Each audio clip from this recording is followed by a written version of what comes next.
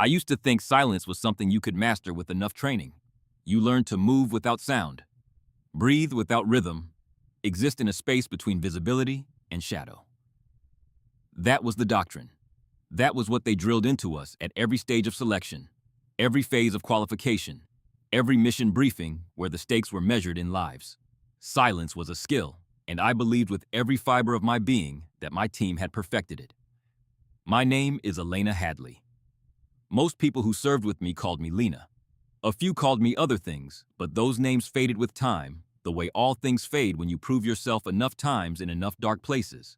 I was the first woman selected for Delta reconnaissance operations, and if you think that fact defined me, you would be wrong. What defined me was what happened during 2 weeks in the mountains of Oregon, when everything I thought I knew about stealth, about discipline, about what it truly means to disappear, was dismantled piece by 5 men I had never met before and would never fully understand after.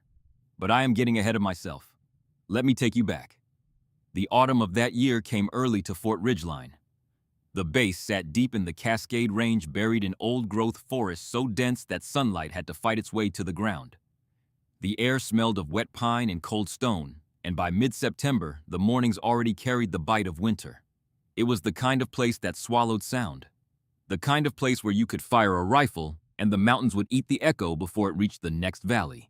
That is why they chose it for the Joint Training Program. Officially, the program was designated as a bilateral reconnaissance exercise. 2 Allied Special Operations units would conduct parallel and integrated patrols over a 14-day period, evaluated by a cadre of senior officers on everything from tactical movement to intelligence collection. The purpose on paper was interoperability. The purpose in practice was something closer to a competition, though no one would say that out loud. Our team was 6 operators from the United States Army Delta Force, specifically from the reconnaissance troop. We were not the door kickers or the direct action shooters that most people imagine when they hear the name Delta.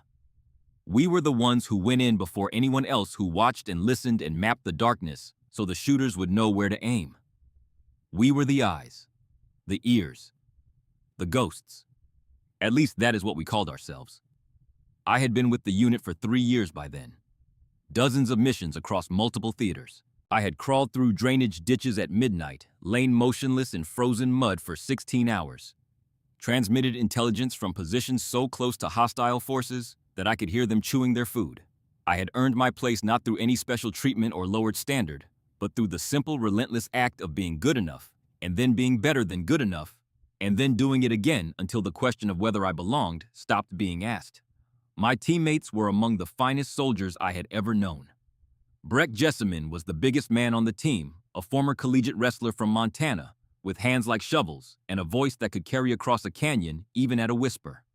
He was the kind of man who filled a room simply by standing in it, but in the field he moved with a surprising grace that contradicted his size. He was my closest friend on the team, the one who watched my back not because he was ordered to, but because he chose to, every single time. Harlan Coltrane, who everyone called Wires, was our communications specialist. He was younger than the rest of us, maybe 28, lean and quiet, with nervous hands that were never still. He could build a functioning radio relay out of salvaged parts and a length of copper wire. He could encrypt, decrypt, and transmit faster than anyone I had ever seen. He trusted his equipment the way a priest trusts scripture, with absolute and unwavering faith. If the radio worked, Harlan was calm. If the radio was taken away, something behind his eyes began to fracture. Then there was Nate Pritchard, our navigator, a wiry Virginian with a photographic memory for topographic maps and a dry sense of humor that surfaced only in the worst moments. Beside him was Gil Torrance, the youngest, after Harlan, a farm kid from Nebraska, who could hold a shooting position so still that birds had landed on his back during field exercises and he had let them stay. And finally, Marcus Webb, the oldest on the team after me, in terms of service, a quiet Texan who never spoke more than 6 words in a row, but whose 6 words were always the right ones. 6 operators, 1 team. And we believed genuinely and without reservation that we were as good as it got. We arrived at Fort Ridgeline on a Monday. The base was austere, stripped down to function. Plywood buildings with tin roofs, a briefing room with folding chairs and a projector that hummed like an insect, a chow hall that smelled permanently of coffee and diesel. Colonel Marin Aldis met us on the gravel pad outside the operations center. He was a tall man, early 50s, with a face that looked like it had been carved from the same granite as the mountains around us. He did not smile. He did not waste words. "You are here to learn," he said. "Whether you actually do is up to you." He briefed us on the program structure. 2 weeks. A series of escalating reconnaissance exercises in the surrounding wilderness. Our team would operate alongside and sometimes independently from a 5-man patrol from the Australian Special Air Service Regiment, the SAS. The Australians had arrived the previous day.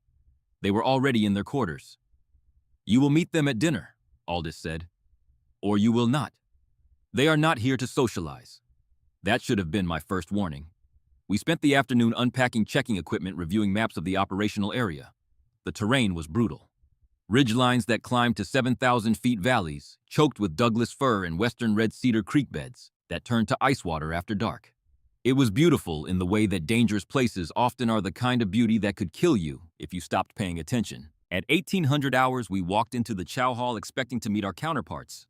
What we found instead was silence. 5 men sat at a table in the far corner. They did not look up when we entered. They did not acknowledge our presence in any way. They simply sat, eating slowly, deliberately, their eyes fixed on nothing in particular and everything at once. Their uniforms were faded, washed so many times, the fabric had thinned to the texture of old cotton. No visible rank insignia. No unit patches. No name tapes. Their equipment, what little we could see stacked neatly beside the table, looked sparse, almost empty. Where our rucksacks bulged with 60 pounds of communications gear, batteries, encrypted radios, signal mirrors, maps in waterproof cases, claymore mines, extra magazines, medical kits, and backup systems for every backup system. Their packs looked like they contained barely enough for an overnight hike. It was the first thing I noticed, and it unsettled me in a way I could not immediately explain. Breck leaned close to me and murmured, "They look like they forgot to pack." I did not respond because one of them had raised his head. He was perhaps 35. Lean, weathered, with sun-darkened skin and eyes the color of creek stones. His hair was cut short, but not military short, and there was a stillness about him that I had only ever seen in men who had spent long stretches of time in places where movement meant death. He looked at me for perhaps 2 seconds. He did not assess me the way most men did, with that flicker of surprise or adjustment that came when they realized the operator standing in front of them was a woman. He simply looked the way you look at a piece of terrain you are about to cross. Measuring, neutral. Then he nodded once, a gesture so small it could have been a trick of the light, and turned back to his meal. That was Callum Reed. Everyone called him Cal. And that single nod was the most communication he would offer voluntarily for the next 48 hours. I walked over to their table. Protocol dictated introductions. Professional courtesy demanded at least a handshake before you went into the field with someone. I extended my hand and told him my name. Cal looked at my hand. Then he looked at me. He shook it. His grip was dry, firm, and brief. "Reed," he said. "Nothing else." "Looking forward to working together," I offered. He returned to his food. I stood there for a moment, suspended in a kind of social vacuum I had never experienced with another professional soldier. In the American military, even among the quietest special operations units, there was always some exchange, a nod of mutual respect, a grunt of acknowledgement, a shared complaint about the weather or the chow or the brass. It was how you built trust before the mission, how you established the invisible thread that connected one operator to another when everything went sideways. But these men offered nothing, not hostility, not arrogance, just an absence of need. They did not need to know us. They did not need to trust us. They did not need anything we could offer, because they had already decided long before we arrived that they would operate as they always operated, with or without us. That night, after the rest of my team had settled into their racks, I walked out to the edge of the compound to clear my head. The mountains were black silhouettes against a sky thick with stars. The air was cold enough to see my breath. I found Cal standing alone near the tree line, facing the darkness. Not smoking, not stretching, not doing anything identifiable, just standing, motionless, like he was listening to something I could not hear. I approached quietly. Years of training had made my footsteps nearly silent on any terrain, and the gravel path was soft with recent rain. I was confident he had not heard me coming. "Can't sleep?" I asked. He did not startle. He did not turn. He answered without moving, as though he had known I was there since I stepped outside. "We don't talk before the mission," he said. His voice was low, unhurried, with the flattened vowels of an Australian accent worn smooth by years of use. "We've already started." I waited for more. An explanation, a clarification, a softening of what felt on the surface like a dismissal. Nothing came. He simply stood there, facing the dark line of trees, and after a moment, I understood that the conversation was over. Not because he was rude, not because he did not respect me, but because in his mind the operation had already begun, and every word spoken was a word wasted, a small leak in the vessel of silence he was trying to fill. I walked back to my quarters with something heavy settling in my chest. Not anger, not offense, something more troubling than either of those. Doubt. Because I realized standing there in the cold that my team and I had spent the evening laughing, talking, checking gear with casual conversation flowing between us like water. We had treated the night before the mission the way we always treated it, as preparation, as normalcy, as the last comfortable hours before the discomfort began. And Cal had treated it as the mission itself. The difference was subtle, but the more I thought about it, the wider it seemed, until by the time I laid down on my rack and stared at the wooden ceiling, it felt like a canyon. We moved out at first light. The morning was cold and gray, the kind of Pacific Northwest dawn where the sky and the forest floor are the same shade of pewter, and the world feels compressed, flat, muted. Mist hung in the trees like gauze. Our boots crunched softly on the trail for the first 100 meters before we stepped off into the untracked forest, and the real work began. Our mission was straightforward. A 12-mile patrol through mountainous terrain to a designated observation point overlooking a valley trail system. We were to establish a concealed position, observe and document any activity from the opposing force, a team of soldiers role-playing as hostile elements, and then withdraw without being detected. Simple on paper, punishing in execution.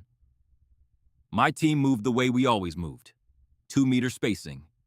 Weapons at the low ready. Point man scanning forward, rear security checking our 6 every 30 seconds. Every half hour we halted, took a knee, and Harlan conducted a low-power radio burst to base. 3 seconds of encrypted signal confirming our position and status. It was clean, efficient, professional. We had done it 1,000 times. The Australians moved differently. At first I could track them. They walked in a loose file, no fixed spacing, no visible formation. They did not check their flanks with the mechanical regularity we used. They did not halt at set intervals.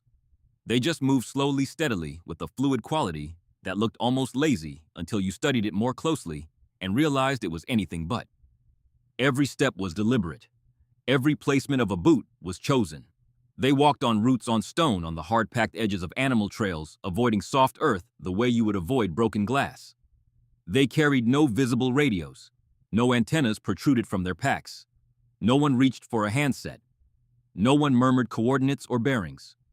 The only communication I witnessed in the first 2 hours was a slight shift of Cal's left hand, a gesture so subtle I almost missed it, and the entire patrol adjusted course by 5 degrees without a word being spoken. I watched them with the intense focus of a student who does not yet realize she is in a classroom. By the 3rd hour, the terrain had thickened. The fir trees pressed close, their lower branches interlocking into a lattice of dead wood and lichen. Visibility dropped to 15 meters in places. My team adjusted formation, tightening spacing to maintain visual contact. Standard operating procedure in restricted terrain. We moved carefully, deliberately, every action measured against the training manual we had internalized over years of repetition. And then, somewhere in the 4th hour, the Australians disappeared. It was not dramatic. There was no moment of separation, no visible divergence.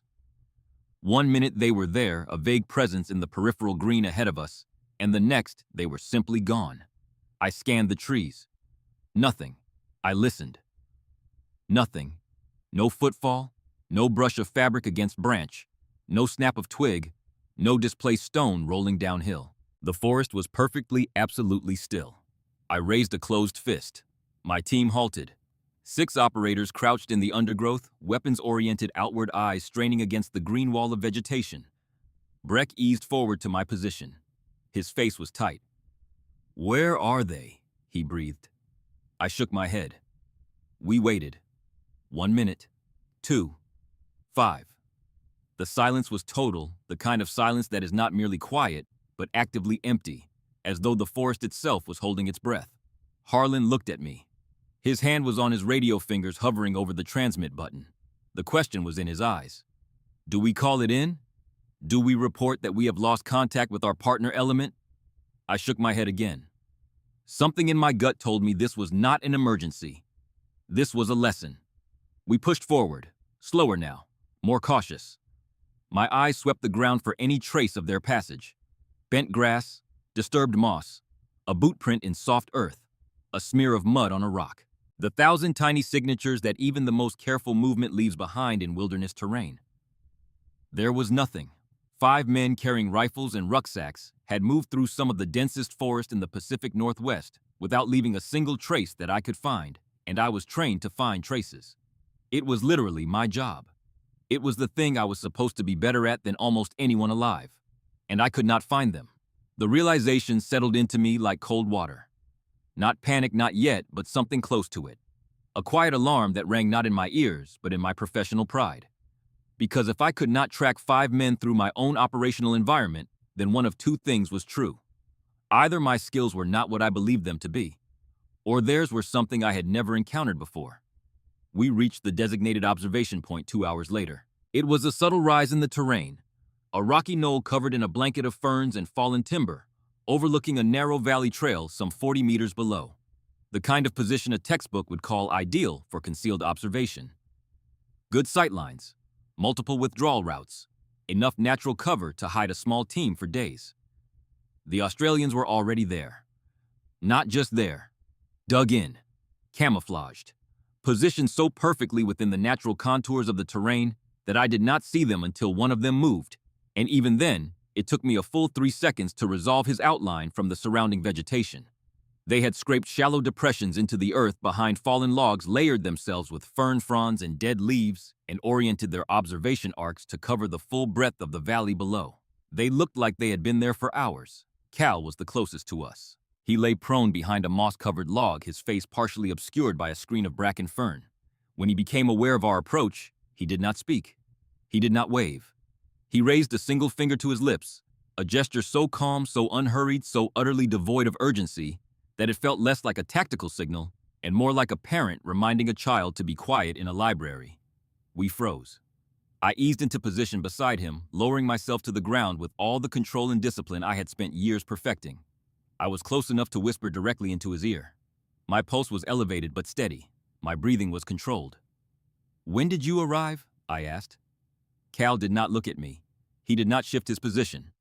He continued to watch the valley trail through a narrow gap in the vegetation, his eyes moving slowly, methodically, missing nothing. "Before you started your radio check," he murmured. The words hit me like a physical blow.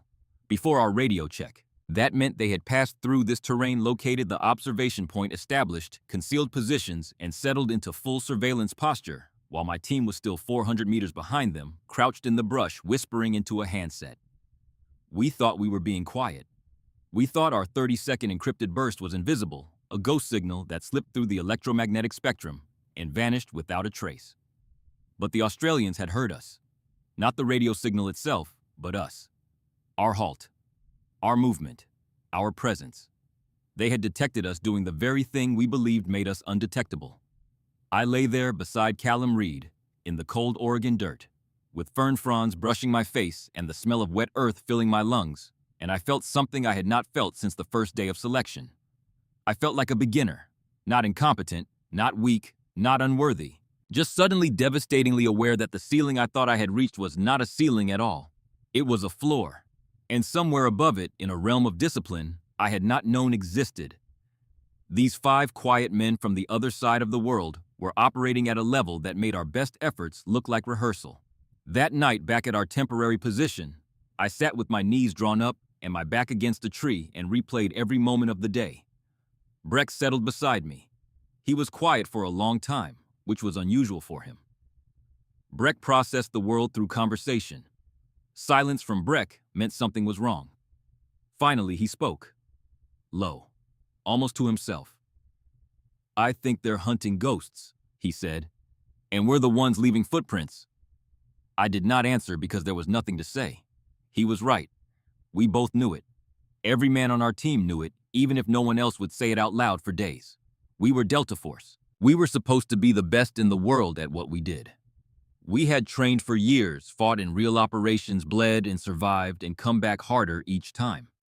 We called ourselves ghosts, and we believed it with the kind of certainty that comes from never having been proven wrong. And then we met the men who actually were. That first day changed something inside me. Not yet in my tactics, not yet in my equipment or my procedures. Those changes would come later, painfully and deliberately. What changed first was simpler and more profound. My certainty cracked, and through that crack, for the first time in years, I could see how much I still had to learn. I did not sleep well that night. I lay in my bag with my eyes open, listening to the forest, and for the first time I heard it differently. Not as background noise to be filtered out, not as an environment to be navigated, but as a living thing with its own rhythms and its own rules. And I was beginning to understand that the Australians did not move through the forest. They moved with it, and we, for all our training and all our pride, were still moving against it. Armed, capable, deadly, and loud. The third day was a transition exercise, a short-range patrol designed to test communication protocols between the two teams during movement. It should have been routine. For us, it was a quiet humiliation. Every time we halted to pass a signal or adjust formation, I became acutely aware of the stillness emanating from the Australian element. They did not halt. They did not adjust. They simply flowed through the terrain like water finding its way downhill. And when we caught up to them at each checkpoint, they were already settled, already watching, already waiting with the patient stillness of men who had arrived long ago and had nothing left to prove. Nate Pritchard, our navigator, whispered to me at the second checkpoint that he had been watching their point man for the past hour and had not seen him consult a map or a compass once. The man navigated by reading the land itself, the slope of a ridge, the direction of moss growth, the angle of shadows through the canopy.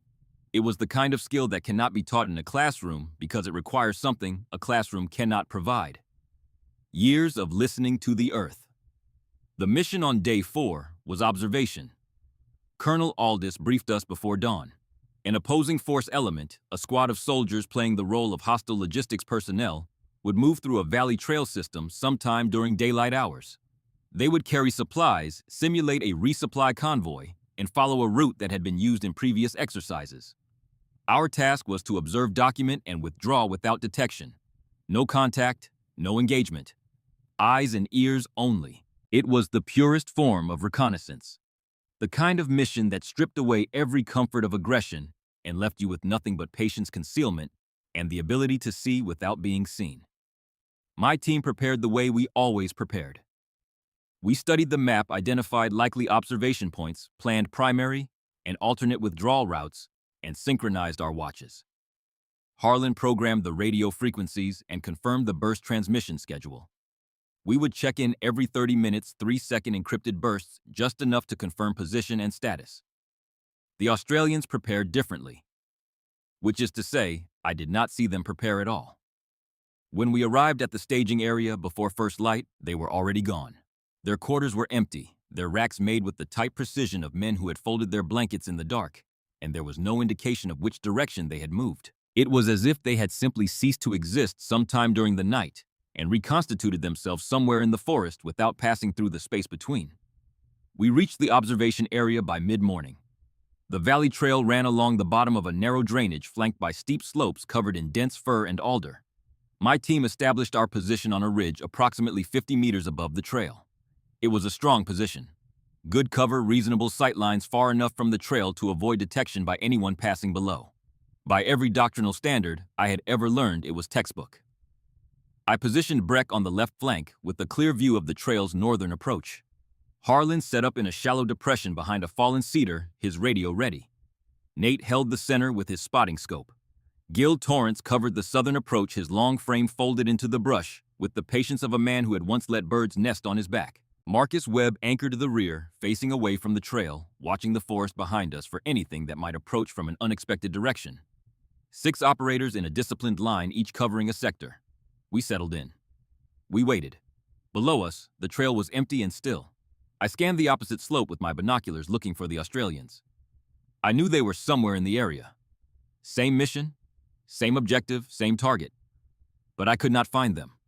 I glassed the tree line, systematically moving from left to right, looking for the telltale signs of a concealed position. A straight line in a world of curves. a shadow that did not match the vegetation around it, a color slightly wrong. The human eye is remarkably good at detecting these anomalies, and mine had been trained specifically for this purpose across hundreds of hours of practice. I found nothing. For 20 minutes I searched, then 30. I knew they were there. They had to be there. 5 men with rifles and packs, oriented on the same trail within the same operational area, and I could not see a single one of them. Then I shifted my binoculars lower, much lower. Down from the ridgeline, down through the understory, but down past the ferns, and the deadfall and the tangled roots of ancient trees all the way to the edge of the trail itself. And that is when I saw him. One of the SAS operators had burrowed beneath a rotting log that lay parallel to the trail no more than 3 meters from the path where the opposing force would walk. He was lying in a shallow scrape covered with wet leaves and forest debris, his body pressed so completely into the earth that he appeared to be part of it.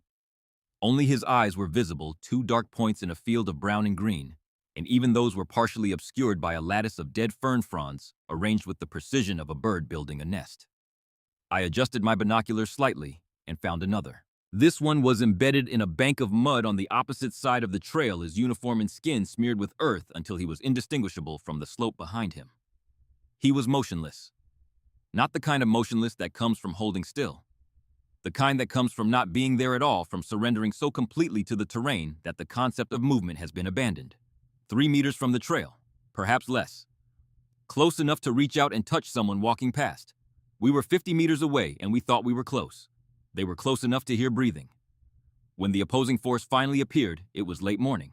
A column of 5 men walking in loose formation carrying rucksacks and crates, moving with the casual alertness of troops on a routine logistics run. They walked at a steady pace, talking, occasionally scanning the tree line with the general awareness of soldiers who expected to be watched, but did not know from where. My team documented everything we could from our position: number of personnel, direction of movement, estimated weight of cargo. General description of equipment. It was solid intelligence, the kind of product that would earn a satisfactory grade in the after-action review. Professional. Competent. Adequate. That evening, when both teams regrouped at the temporary base camp, I learned what the Australians had collected. They had counted not only personnel, but individual equipment items. They had noted the manufacturer markings on the cargo crates. They had identified the type of boots each man wore, and estimated individual body weight based on stride length and foot impression depth. They had recorded the exact cadence of the formation, the spacing between each man measured in their paces, and the sequence in which they scanned their surroundings. They had observed details on belt buckles, the condition of rifle slings, and markings on the supply sacks that my team had not even known existed.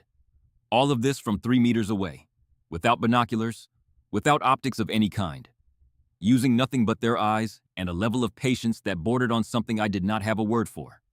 I stood there listening to Cal's quiet debrief, delivered in flat factual sentences with no emphasis and no pride, and a phrase formed in my mind that I would carry for the rest of my career. This was not reconnaissance. This was predation. We were observers. They were hunters lying in the grass watching their prey pass close enough to smell, cataloging every detail with the calm precision of something that has all the time in the world because it has already decided it will not be seen. That night, the weight of the comparison settled fully onto our team. We sat around our equipment in the dim light of the base camp, cleaning weapons and repacking gear, and the usual quiet conversation that filled these hours was absent. No one joked. No one complained about the cold or the food. Gil Torrance just sat with his rifle across his knees, turning a cleaning rod slowly in his hands, staring at the ground. Marcus Webb packed and repacked his ruck 3 times without adding or removing anything, as if the repetition itself was a way of processing what he had seen. There was only the soft sound of hands working and minds turning. It was later that same night when the incident happened, the one that nearly broke us. We had established a listening post on the perimeter of our camp, a standard security measure. Harlan was on watch, sitting in a shallow depression with his back against a tree and his radio cradled in his lap. The night was black and moonless, the kind of darkness that feels solid against your skin. The forest sounds were steady. Insects, the occasional rustle of wind through the canopy, the distant call of an owl. Harlan was a good soldier, a loyal one. But loyalty and skill do not always prevent mistakes, and the mistake Harlan made that night came from the same place all his best qualities came from. He cared about his team. He worried about our safety, And when his worry exceeded his discipline, he reached for the thing that had always given him comfort. He keyed the radio. A single burst transmission. 3 seconds.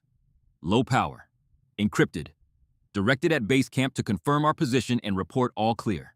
It was the same signal he had sent hundreds of times before on dozens of missions in environments far more dangerous than a training exercise in Oregon. It was routine. It was reflex. It was exactly what he had been trained to do. And it was a violation of the silence protocol that the exercise demanded. I did not hear the transmission. I was asleep, or as close to sleep as I ever got in the field.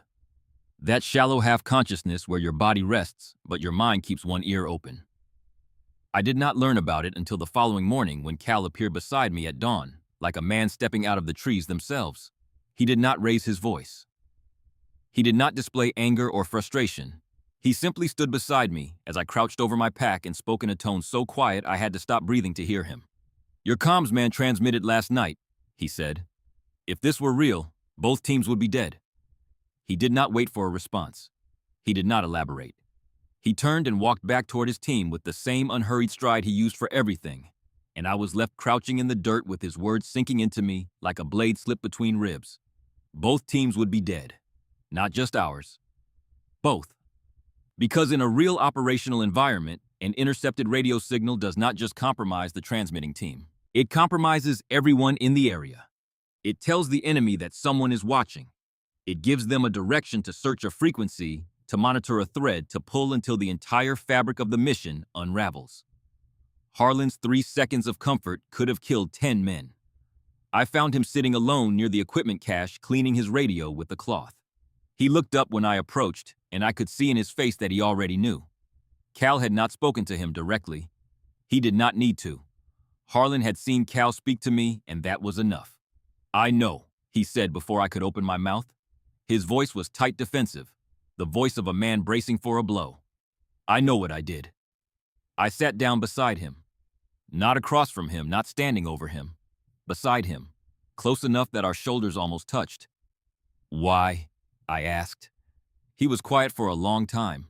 His hands kept working the cloth over the radio, the motion mechanical, repetitive, a man soothing himself with the feel of the machine he trusted most.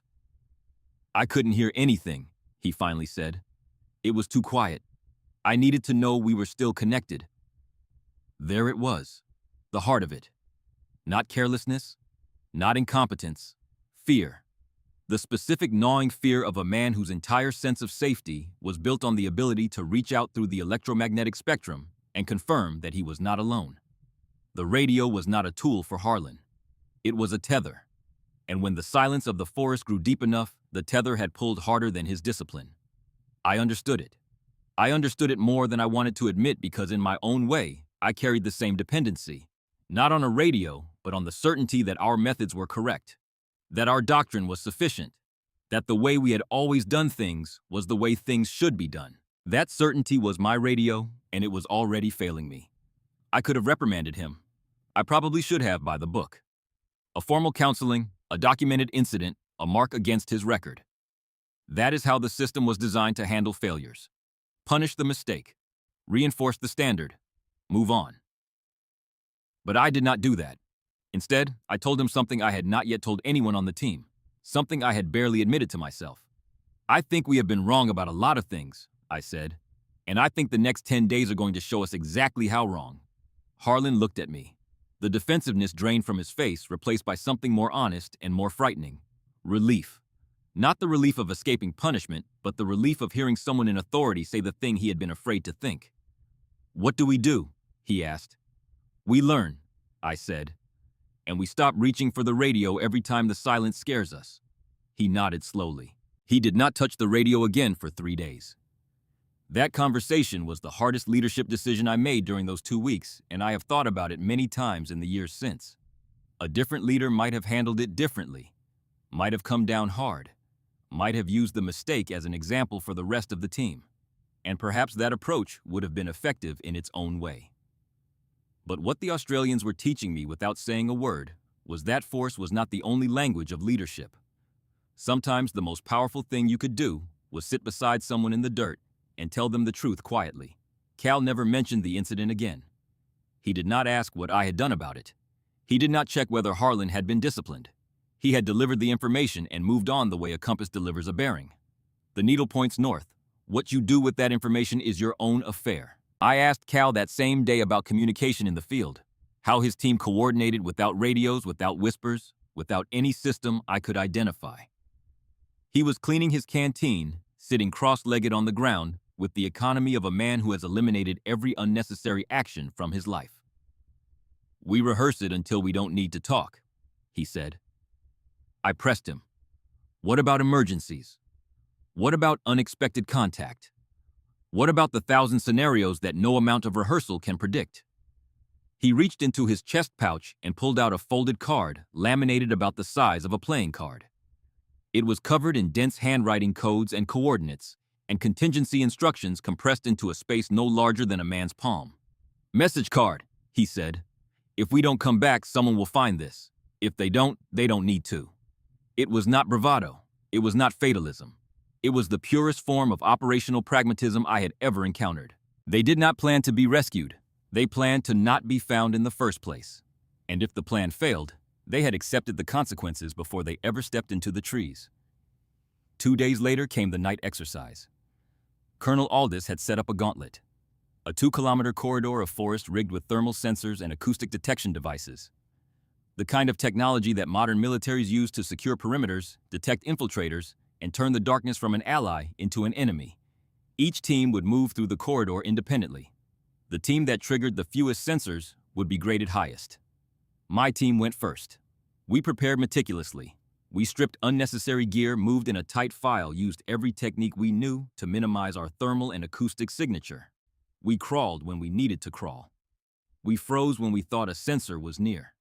We used the terrain, tucking into creek beds and pressing against cold stone to mask our heat signatures. Nate navigated us through the darkest corridors of forest he could find.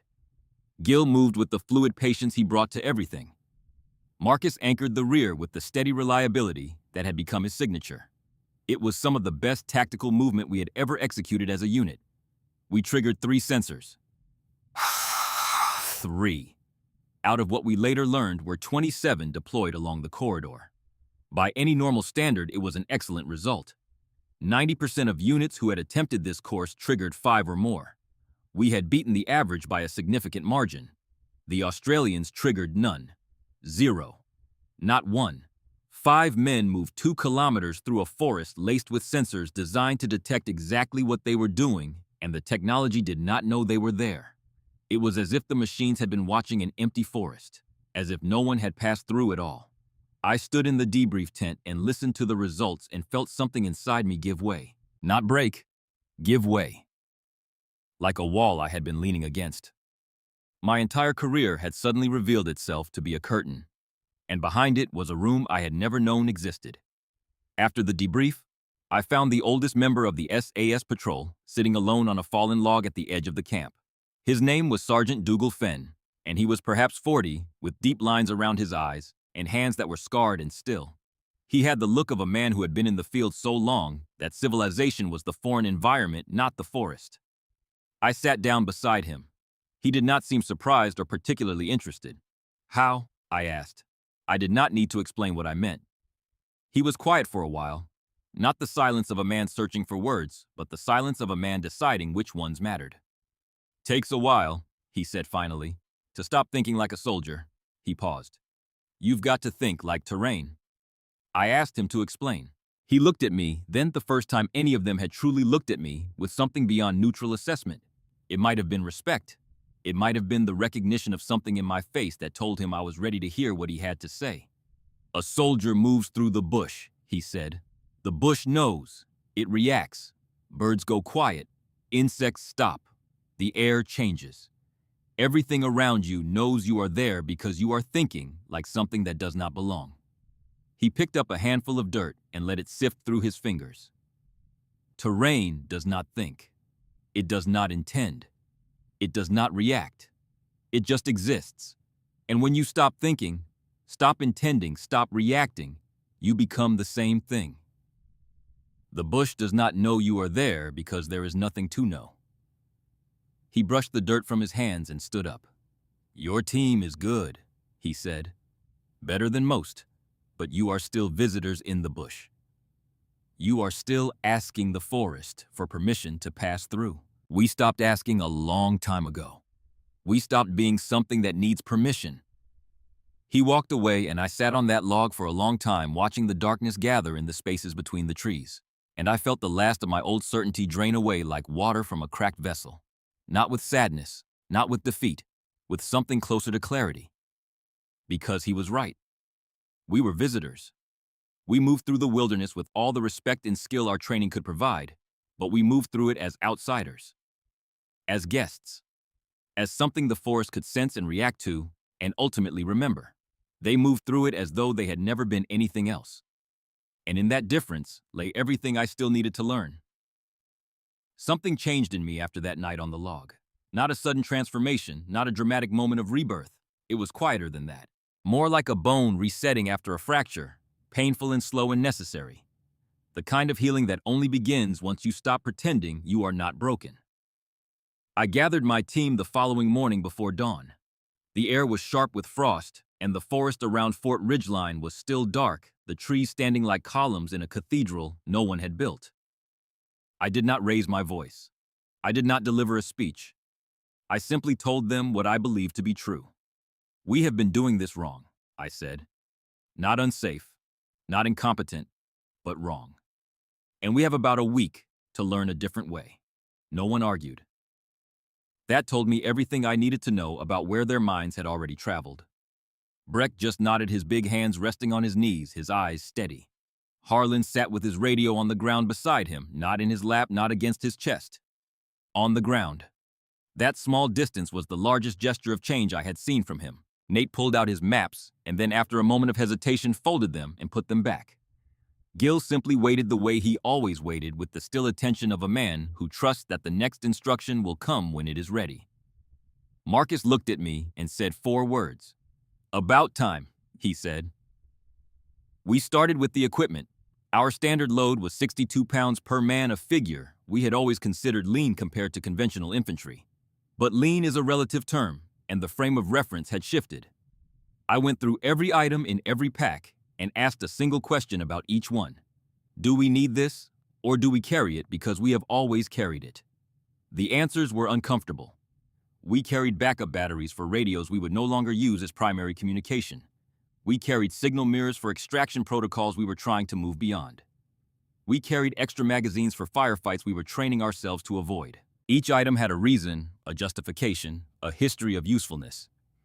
But history is not the same as necessity, and when I laid everything out on the ground in the gray morning light, I could see the weight of our assumptions arranged in neat rows on the forest floor. We cut 1/3 of it, 20 pounds per operator stripped away and cached at the base camp. The packs felt strange on our backs, afterward light in a way that was almost disorienting, as though we had been carrying something far heavier than equipment and had only just set it down. Next, we changed how we communicated. The radios stayed in the packs powered off, reserved for genuine emergency. In their place, we developed a system of visual signals so subtle they could be missed by anyone not looking for them. A finger laid along the rifle barrel meant hold position. A slow blink, deliberate, and held for 1 full second meant all clear. A shift of weight from the left foot to the right meant change direction. We practiced these in the tree line behind our camp, moving through the brush in slow circuits, communicating without sound, failing and correcting and failing again until the failures became less frequent and the corrections became instinct. Breck took to it faster than I expected. For a man of his size, he had always possessed an unlikely grace, but now he channeled it with new intention. I watched him practice stillness drills in the undergrowth, lying face down in the bracken fern for 2 hours, 3 hours, 4. His massive frame pressed into the earth until the ferns grew up around him, and he became a shape. The eye slid over without recognition. He trained his breathing to match the rhythm of the wind, inhaling when the branches swayed, exhaling when they stilled, until the forest could not distinguish his respiration from its own. Harlan's transformation was harder. The radio had been his identity, his contribution, his reason for being on the team. Without it, he felt diminished. I could see it in the way he moved during those first days of retraining, a hesitancy that had not been there before, like a man walking through a familiar room where someone had moved all the furniture. But he adapted. Slowly, stubbornly, with the particular determination of someone who has decided that discomfort is preferable to the alternative. He began studying the terrain the way Cal's team studied it, not as a map to be read, but as a language to be learned. He memorized the drainage patterns, the way water moved through the soil after rain, the places where the ground was hard enough to hold weight without impression. He learned to walk on roots and stone. He learned to step where the moss was thickest because moss compressed without sound and recovered without trace. Nate abandoned his maps entirely by the 9th day. He started navigating the way the SAS point man navigated, by reading the land. The angle of sunlight through the canopy, the direction of water flow, the subtle lean of trees on a hillside that told you which way the prevailing wind blew and therefore which way a ridge ran. It was slower than his old method, less precise on paper, but it required no equipment, produced no sound, and connected him to the terrain in a way that a laminated map never could. Gil and Marcus needed the least adjustment. Gil had always possessed an almost supernatural patience and the shift from holding still because he was told to, holding still because he understood why, came naturally to him. Marcus simply did what Marcus always did. He watched, he listened, he adapted, and he said almost nothing about any of it. By the 9th day, we were moving differently, not like the Australians. We did not have their years of accumulated instinct, their bone-deep familiarity with the doctrine of absence, but we were closer than we had been. The gap had narrowed from a canyon to a river, still wide, still deep, but crossable if you were willing to get wet. We rehearsed patrol movements like choreography. When to stop, how to halt without the staggered domino effect of men catching up to the man in front. One freezes, all freeze.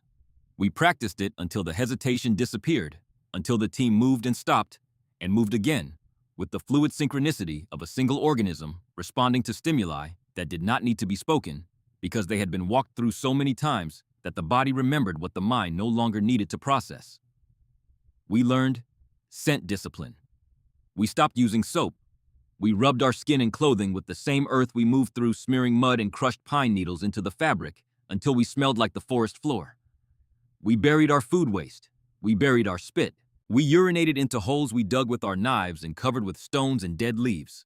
Every trace of our biological existence was erased as it was produced, a continuous act of self-negation that felt at first absurd and then gradually began to feel like the most rational thing we had ever done. Because Dougal Fenn had been right. The forest knew when you were there. It reacted. The birds went quiet. The insects shifted. The air changed in ways that were imperceptible to technology, but obvious to anyone who had learned to listen. And the only way to stop the forest from knowing was to stop being something it could recognize, to stop being a visitor, to stop being human in a sense, and become terrain. On the 12th day, Colonel Aldis called the final exercise. Both teams would operate independently. The objective was a simulated hostile installation, a collection of tents and equipment set up in a remote valley approximately 8 miles from the base camp. It was guarded by an opposing force equipped with night vision, thermal optics, acoustic sensors, and patrol dogs.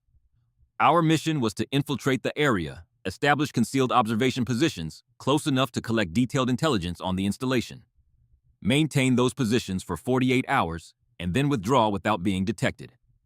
It was the most demanding exercise in the program. Previous iterations had seen experienced teams detected within the first 12 hours. Some had been found within 4. The combination of sensors, dogs, and alert human guards created a security net that was by design nearly impossible to penetrate. We briefed in the operations center. Cal and his team were present, but as always, contributed nothing to the discussion. They listened. They watched. And when the briefing ended, they simply stood and left the room without a word. I had stopped being unsettled by this. I had begun to understand that their silence was not rudeness. It was conservation. Every word unspoken was energy preserved for the work ahead. We moved out at dusk. The first difference was pace. Where we would have previously pushed hard to cover distance, we now moved slowly, deliberately, matching our speed to the terrain rather than imposing our schedule upon it. We walked on creek beds where the flowing water masked our footfalls and erased our tracks. We followed ridgelines where the rocky ground held no impressions. When we crossed soft earth, we stepped on roots, on stones, on the hard-packed bases of trees where the soil was compressed by decades of growth. We did not speak. Not a whisper. Not a murmur. Not a single syllable for 48 hours. The signals we had practiced replaced every verbal communication, and when even those were insufficient, we relied on something newer and more fragile: trust. The trust that each member of the team knew the plan, understood the contingencies, and would be exactly where they needed to be without being told. By the second morning, we were in position. We had approached the installation from the northeast using a drainage that fed into the valley from higher ground. The final 500 meters took us 6 hours to cover. 6 hours to move a distance a man could walk in 5 minutes. We crawled on our bellies through wet grass and mud inches at a time, freezing whenever a guard patrol passed or a dog handler moved along the perimeter. We breathed through our noses slow and shallow, our faces pressed into the earth so that even the vapor of our exhalation was absorbed by the soil beneath us. When we reached our observation positions, we did not dig. Digging created noise and left evidence. Instead, we eased into natural depressions in the terrain's shallow folds in the earth, where fallen branches and accumulated debris provided concealment without modification. We arranged the existing vegetation around us, not cutting, not breaking, simply bending and positioning until the natural environment formed a screen that we lay behind like animals in a den. 48 hours. That is how long we lay there. 2 full days and 2 full nights, motionless, watching the installation through gaps in the foliage, no wider than a rifle barrel. We watched guards rotate shifts. We counted personnel. We cataloged equipment. We noted the make and model of radios, the configuration of antenna arrays, the patterns of movement that revealed which tents held supplies and which held command elements. We were close enough to read the serial numbers on their field radios, close enough to hear their conversations, close enough at one point to see the handwriting on a clipboard that a guard carried during his rounds. And they never knew we were there. No sensor triggered, no dog alerted, no guard glanced in our direction with the sudden sharpened attention that meant detection. We lay in the earth like stones, and the world moved around us as though we were not part of it. When the 48 hours ended, we withdrew. Slowly. Backward. Covering our positions as we left, replacing every bent fern frond, smoothing every impression in the mud, erasing ourselves from the landscape with the meticulous care of someone removing their fingerprints from a crime scene. We moved through the creek beds again, let the water wash away the last traces of our passage, and by the time we reached the extraction point 4 hours later, there was nothing behind us. No trail, no sign, nothing to suggest that 6 human beings had spent 2 days lying within arm's reach of a guarded installation. The results came back the following day. Our intelligence collection was rated as comprehensive. Our detection signature was rated as 0. For the first time in the history of the program, a Delta reconnaissance team had matched the performance standards set by the Australian SAS. I stood in the debrief tent and listened to Colonel Aldis read the evaluation. His expression did not change. He was not a man who dealt in praise. But when he finished reading the scores, he looked at me for a long moment, and there was something in his eyes that might have been the closest thing to approval his face could produce. I felt something I had not expected. Not triumph, not pride, at least not the kind of pride I was accustomed to, the fierce, loud satisfaction of proving myself against a standard set by others. What I felt was quieter than that. It was the particular relief of someone who has stopped fighting the wrong battle and discovered that the right one was waiting all along. Brett caught my eye across the tent. He did not smile. He did not nod. He just looked at me with an expression that said everything without saying anything, and I understood that he felt it too. We had not beaten the Australians. We had not even competed with them. We had simply finally begun to understand what they had always known, that the highest form of success in our profession was not domination. It was absence, not the absence of effort, but the absence of evidence. The clean perfection of a mission accomplished so completely that the world never knew it happened. The Australians departed on the 14th day. There was no ceremony, no farewell dinner, no exchange of unit plaques or challenge coins or any of the tokens that military culture uses to commemorate shared experience.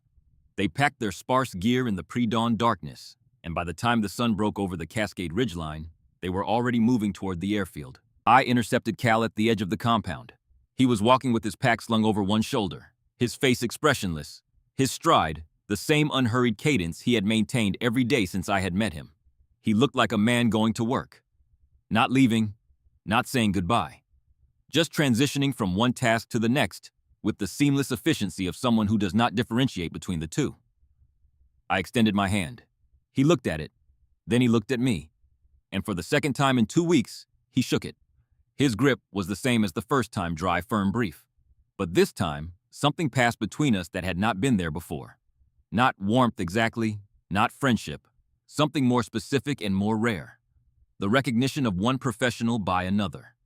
The silent acknowledgement that a transfer of knowledge had occurred not through instruction, not through correction, but through the simple, relentless act of example. He did not say goodbye. He did not wish me luck. He released my hand and walked toward the tree line where the rest of his team had already gathered 5 silhouettes against the dark green wall of the forest, their packs tight against their backs, their faces turned toward the mountains. I watched them go. They moved in a loose file, the same formation they had used on every patrol, and within 30 seconds, they had passed beyond the first line of trees. Within a minute, I could no longer distinguish them from the forest. Within 2, there was nothing. No movement, no sound. No indication that 5 men had just walked into the wilderness. They had not waved. They had not looked back. They had simply disappeared the way they had always disappeared, as though the forest was not a place they moved through, but a place they returned to. My team stood behind me on the gravel. No one spoke. There was nothing to say. Back at our base, the usual post-exercise atmosphere was absent. The chatter, the storytelling, the competitive recounting of close calls and hard-won victories, none of it materialized. We unpacked our gear slowly, deliberately, handling each item with the attention of people who had learned to question the necessity of everything they carried. The after-action brief was subdued, professional, thorough. Gil sat in the back row and said nothing, but he held his notebook open to a page where he had written a single line, and I caught a glimpse of it as I passed. It said, "Leave no reason to look twice." Marcus spoke once during the entire debrief, the only voluntary contribution I had ever heard him make in such a setting. "We should do this again," he said, "next year, and every year after." Nobody disagreed. In the weeks and months that followed, the changes we had begun at Fort Ridgeline spread through our team and beyond. Other operators asked how we had achieved a 0 detection score. We told them the truth simply and without embellishment. "We stopped trying to act like special forces," I said once, and started acting like we were not there. A few teams requested permission to observe Australian SAS patrols during future exchange programs. Not to lead, not to command, but to watch, to study, to sit in the dirt beside men who had mastered something that no manual could teach and no technology could replace. Because what we had witnessed was not a technique, it was a philosophy. A way of seeing the world and your place within it that began with the acknowledgement that your presence was not an asset, but a liability, and that the mission's success was measured not by what you did, but by what you left behind, which was nothing. Years passed. The mountains of Oregon receded into memory, the way all intense experiences eventually do, softened by time and distance, until they feel more like dreams than lived events. I moved on. I trained new teams. I deployed to new environments.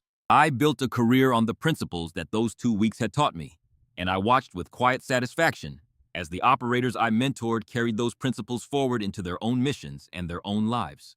And then one day, many years later, I found myself standing in front of a classroom. The students were young, fresh from selection, lean and eager and burning with the same fierce confidence I remembered from my own early days.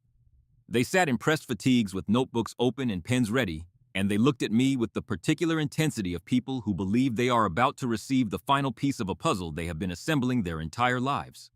I spoke for an hour. I covered infiltration techniques, observation protocols, withdrawal procedures, all the technical architecture of deep reconnaissance that can be taught in a classroom and perfected in the field. They took notes. They asked sharp, intelligent questions. They were by every measurable standard exceptional candidates for the work they had chosen. At the end, one of them raised his hand. "What is the most important lesson you ever learned?" he asked. I did not hesitate. The answer had been waiting inside me for years, fully formed, patient as stone. "Silence is not the absence of sound," I said. "It is the absence of presence." The room was quiet. I could see them turning the words over, testing them against their own experience, trying to locate the meaning beneath the surface. "I learned this from some Australians," I continued. 5 men who stopped being soldiers and became terrain. They were not superhuman. They were not invincible.